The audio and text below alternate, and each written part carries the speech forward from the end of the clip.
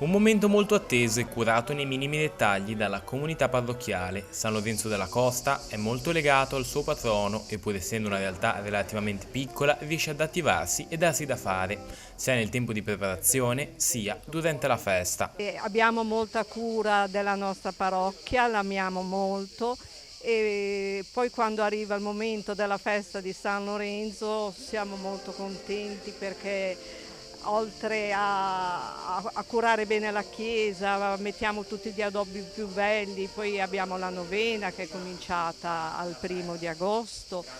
Festa che io festeggio da 60 anni, praticamente da quando sono nato, perché io sono nato qui e sono stato battezzato qui, ho preso i sacramenti, diciamo, comunione, cresima, tutto qui, e adesso, varcando i 60 anni, mi trovo in un compito apparentemente marginale, ma in effetti invece estremamente importante, che è quello di raccogliere le persone per portare la cosiddetta cassa del santo, l'arca del nostro San Lorenzo. Un impegno che comunque non si limita alle occasioni come le feste patronali. Sono attiva nel gruppo Missioni, che è ormai operativo da 20 anni e che porta avanti la tradizione e la fedeltà al progetto che era già della signorina Emilietta Bozzo Costa.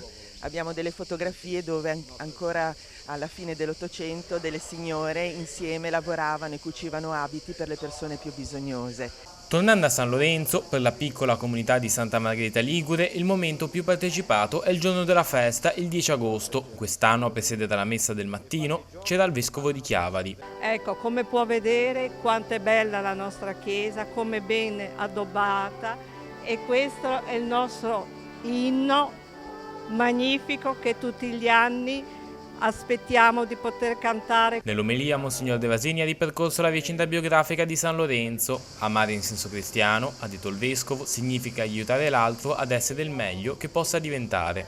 Chi ama realizza la propria identità. Io sono un essere fatto per amare ed essere amato. Chi ama fa esperienza di felicità. È felice soltanto chi rende felici gli altri.